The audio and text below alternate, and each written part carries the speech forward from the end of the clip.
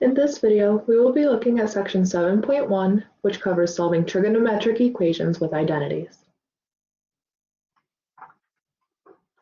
We're going to start off by solving an algebraic equation and then see if we can apply that idea to trigonometric equations. So first up, we want to solve 2x squared plus x equals 0. Now this is a quadratic equation. We know that because there's an x squared. When we're solving quadratic equations, there's two really good ways to solve. We can either factor or we can use the quadratic formula. In general, I prefer to factor because generally it's a little bit nicer. If I factor out the greatest common factor, that's going to be an x. If I factor out an x, then I'm left with 2x plus 1 in parentheses, and that's equal to 0. Now, when we have two things multiplied together equaling 0, then one of them has to equal 0. So in this case, either x equals 0 or 2x plus 1 equals 0. If 2x plus 1 equals 0, we subtract 1 from both sides so that 2x equals negative 1. Divide both sides by 2, and x is equal to negative 1/2. Our two solutions are 0 and negative 1/2. Now we're going to see if we can take that same idea and apply it to this trigonometric equation over here. We have 2 sine squared of t plus sine of t equals 0, and we're only going to look for the solutions where t is between 0 and 2 pi. Now I'm going to do a step that may make it seem more complicated, but it's going to simplify the equation. I'm going to do a substitution where I introduce a new variable, and I'm going to use u, and I'm going to let u be equal to the sine of t. Because if I do that, then I can rewrite my equation as 2u squared plus u is equal to 0. Because my sine squared turns into a u squared, and my sine turns into a u. You'll now see that these two equations are identical, just using different variables. So I can solve it the same way. I can factor out my greatest common factor, which is a u, which will leave me with 2u plus 1 in parentheses. That's equal to 0. So either u equals 0 or 2u plus 1 equals 0. If 2u plus 1 equals 0, then just like last time, we're going to come up with u equals negative 1/2. But we have to remember that we're not actually solving for u. That's not the aim of the game. We're trying to solve for t. So we need to go back and remind ourselves how t relates to this. We know that u is equal to the sine of t, so I'm going to replace that. So if u equals 0, then the sine of t is equal to 0. If u is equal to negative 1/2, then the sine of t is equal to negative 1/2. Now these are values on my unit circle. On my unit circle, sine is given by the y value. So if I look on my unit circle and I want to figure out where y is equal to 0, see if we can zoom in a little bit here. On my unit circle, I get y is equal to 0 at 0 degrees or 0 radians. We're working in radians. So we'll take 0 radians. It looks like 2 pi also works because it lands at the same spot. But notice that t is not allowed to be equal to 2 pi. It's only allowed to equal 0. So we're not going to keep that 2 pi because it's not allowed, but we will keep 0. So we get t is equal to 0. But this also happens over here at pi radians. At pi, our y value is 0. So we also get that t can be equal to pi. If sine of t is equal to negative 1/2, we know that sine is negative in quadrants 3 and 4. We want that y value to be a negative 1/2, and that's going to happen at 7 pi over 6 and 11 pi over 6.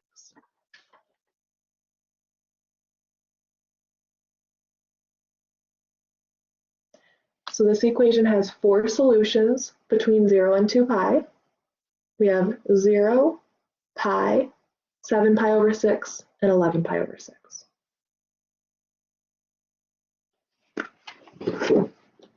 Here I have a list of identities that we're going to find useful. You will find all of these on your formula sheet.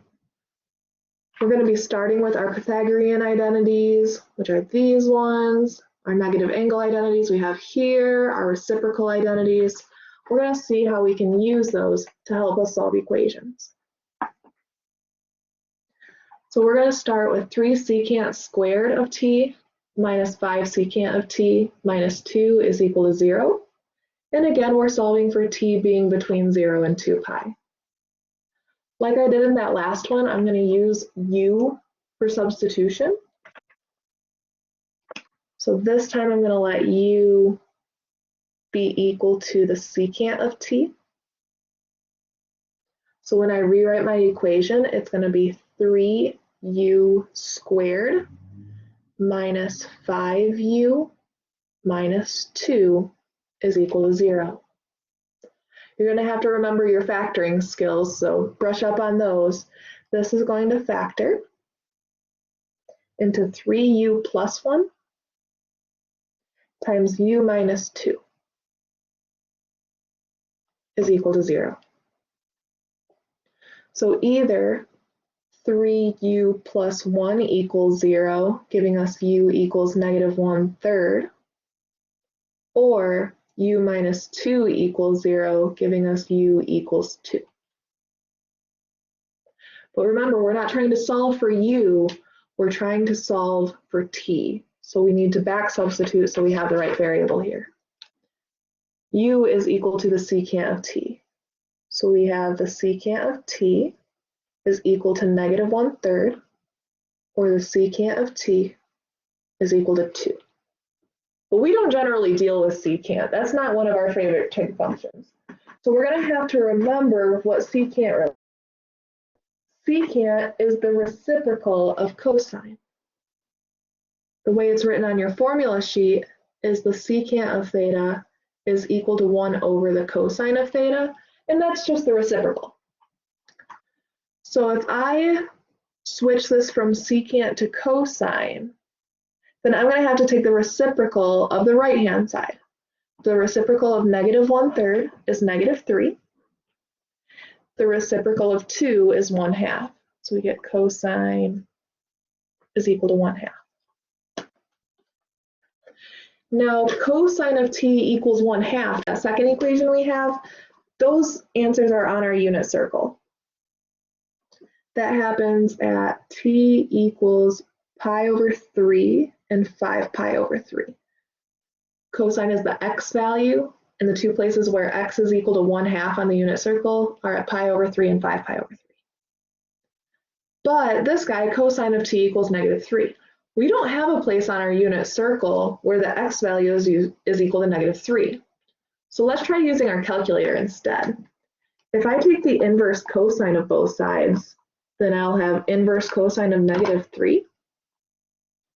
And I get a domain error. I get a domain error because cosine is never equal to negative 3. Think about the graph of cosine. It starts at positive 1. It comes down, goes to negative 1, up to positive 1, down to negative 1. It's always bouncing back and forth between negative 1 and positive 1. So it's never going to reach negative 3. We don't get a solution from that part. So our only solutions to this equation are the two that we already found, the pi over 3 and the 5 pi over 3. Next up, we want to solve 2 sine squared of t plus 3 sine of t plus 1 is equal to 0. I'm going to follow the same steps. I'm going to let u be equal to the sine of t so that my equation comes a little bit simpler. I'll have 2u squared plus 3u plus 1 is equal to 0. That factors into 2u plus 1 times u plus 1 is equal to 0.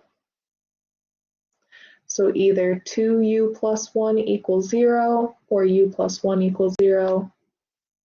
If 2u plus 1 equals 0, then u is equal to a negative 1/2. If u plus 1 equals 0, then u equals negative 1. We go ahead and substitute back in. U is equal to the sine of t. So if the sine of t is equal to negative 1/2, I'm looking for the places on my unit circle where the y value is negative 1/2. That happens at 7 pi over 6 and 11 pi over 6.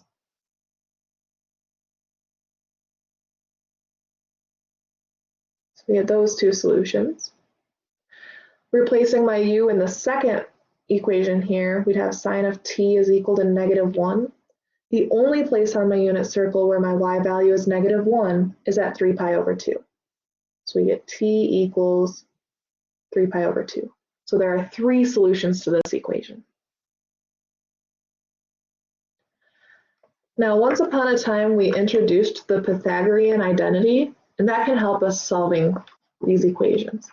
I apologize, there was a typo on the original slide.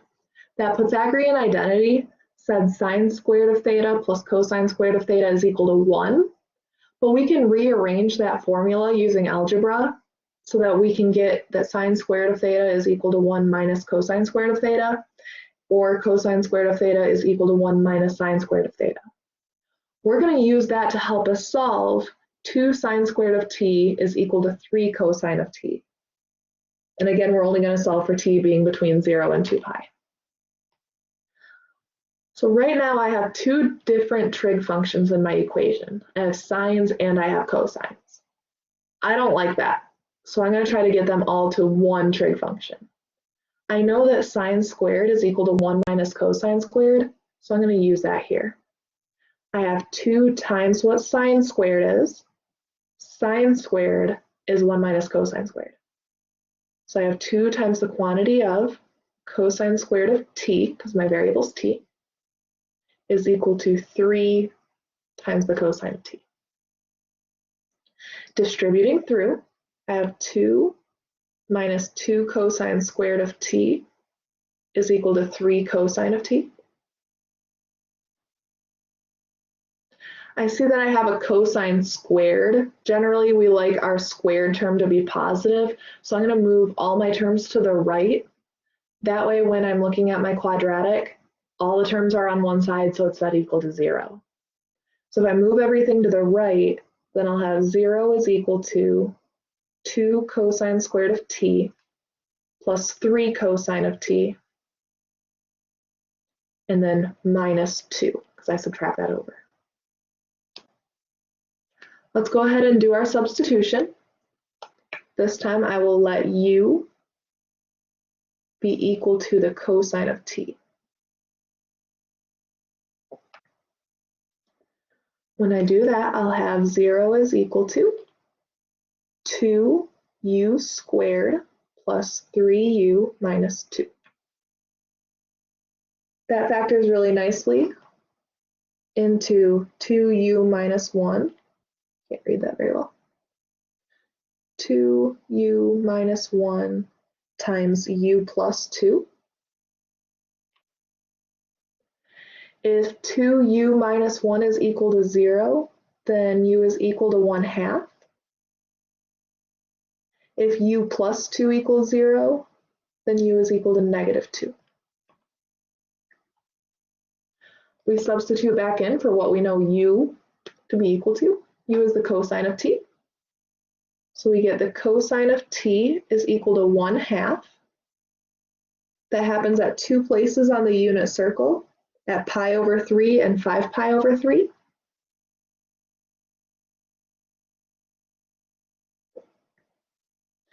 Replacing the u in the second equation, we get cosine of t is equal to negative 2. That one's not on my unit circle, so I can use my calculator.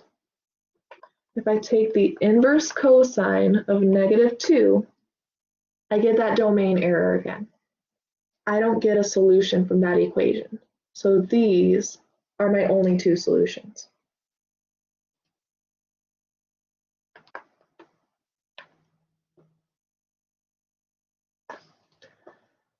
Let's try just a couple more to make sure we have this. we're going to find all solutions to the secant of theta is equal to 2 times the cosine of theta. This is another case where I have two different trig functions in the same equation, and that's not fun.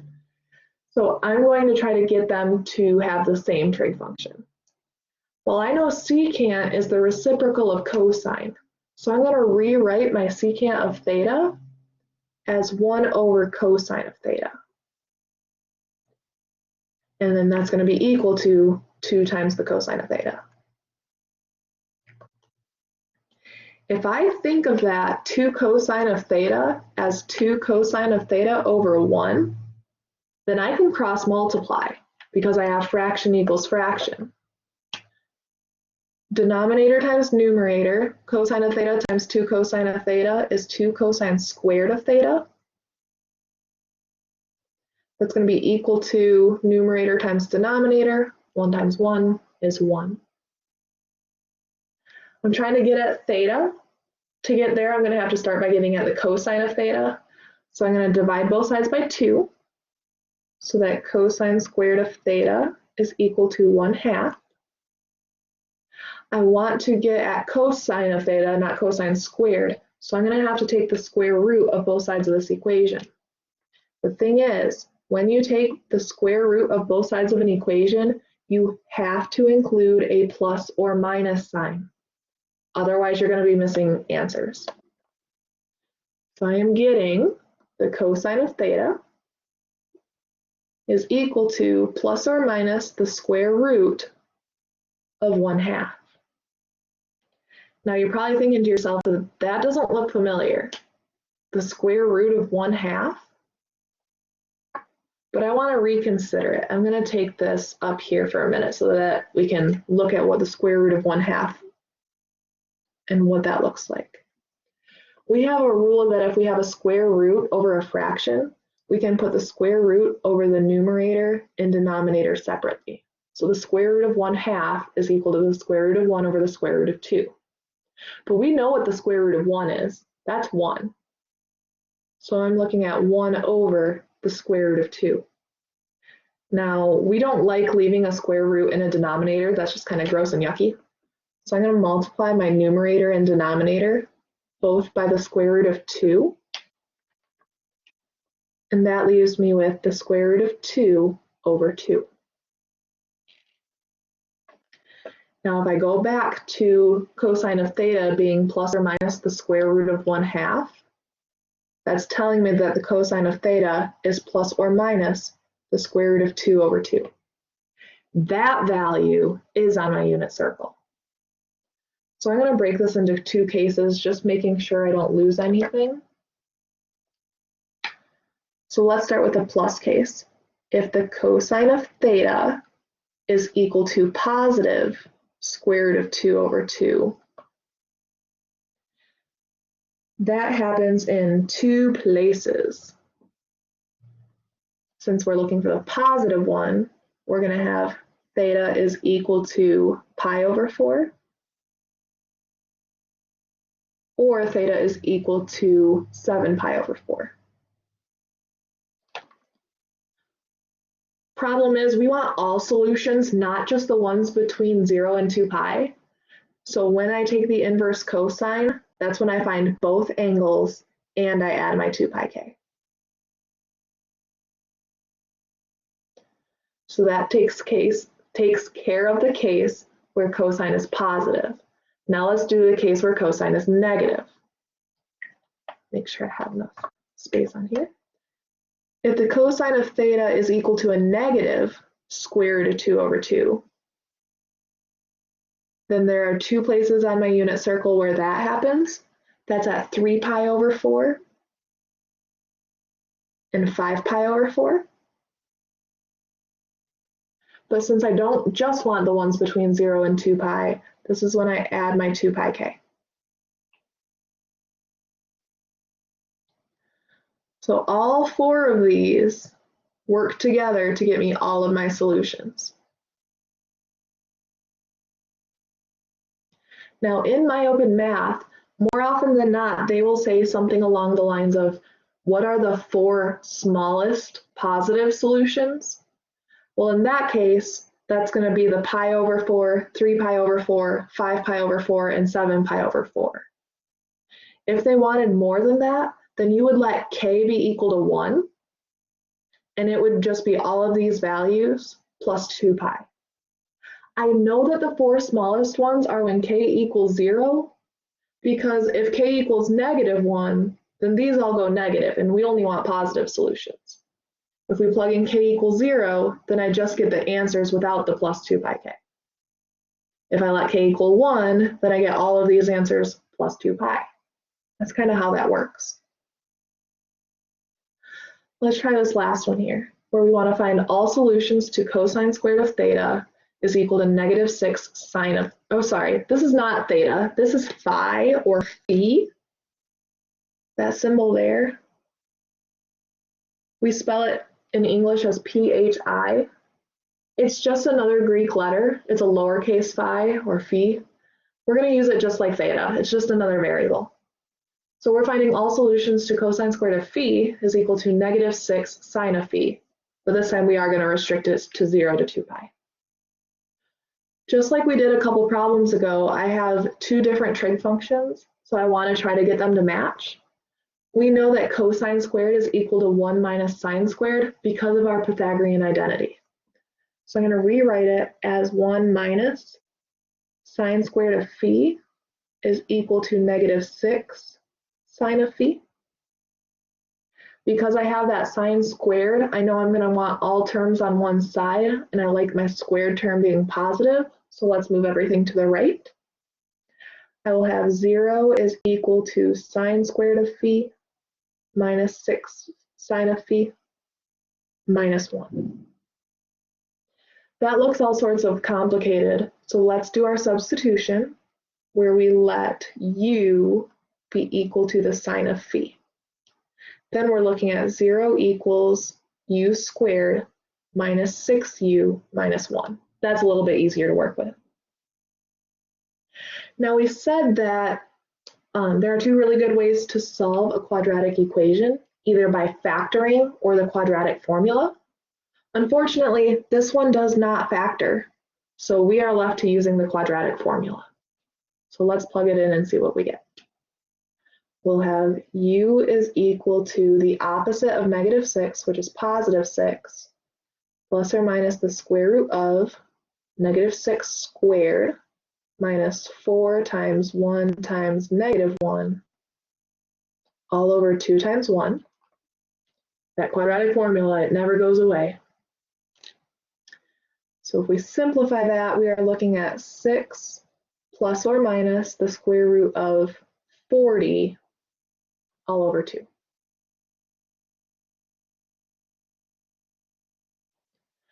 So let's go ahead and do our back substitution. U is equal to the sine of phi. Let's use this guy. So either the sine of phi is equal to 6 plus the square root of 40 over 2, or the sine of phi is equal to 6 minus the square root of 40 over 2. Well, I'm just going to wager a guess and say that these are not on my unit circle, so I'm going to have to use the calculator to do these. So I'm going to start by finding what 6 plus the square root of 40 over 2 is. So I have 6 plus the square root of 40, all divided by 2, and I want to take the inverse sine of that. So I'm going to go second sine for inverse sine, and then I can do second negative sine, and that takes the inverse sine of my previous answer. And I get a domain error. If I want to see what happened, I can go to go to, and it'll tell me where the problem happens. Well, there's not a whole lot being shown here. It just says inverse sine of answer. What was my last answer? 6.16. Sine can never be 6.16. Sine has to be between -1 and +1. We got a domain error, so there's no solution here. Let's try this other guy. we're going to have to take the inverse sine of the right-hand side. So let's start by finding the right-hand side. So 6 minus the square root of 40 all over 2. And I want to take the inverse sine of that. Really close to the same number, that's funny. My calculator tells me that phi is equal to negative 0.1630 if I round to 4 decimal places. However, we wanted to solve for phi being between 0 and 2 pi. This is not between 0 and 2 pi, so we have a problem. Let's think about what this angle actually represents. We're in our quadrants. That is an angle that is negative, but it's only a small negative number. That puts us in quadrant 4. So it's a negative 0.1630. So to get from the x-axis to that, we're rotating 0.1630 in the negative direction. What I can get from that is my reference angle. My reference angle is how much do I have to rotate to get to the x-axis. Well, let's just positive this number. If I rotate 0.1630 radians in the positive direction, I'm back to the x-axis. I normally use theta sub r to represent my reference angle, so I'm going to use that. My reference angle is 0.1630. Notice that our sine value, if I still have it on here, I don't. If I look at what the sine is, it was 6 minus the square root of 40 all over 2. My sine value was negative. Where is sine negative? Sine's negative in quadrant 3 and in quadrant 4. So I need to find my answers in those quadrants. To find my answer in quadrant 3, I take pi plus my reference angle. So pi plus 0.1630. So I get 3.3046. And then for my quadrant 4 answer, I take 2 pi minus my reference angle, 0.1630. My quadrant 4 answer is 6.1202. I only want the solutions between 0 and 2 pi, so I don't have to worry about my plus 2k or 2 pi k. I just have my two solutions, the 3.3046 and the 6.1202.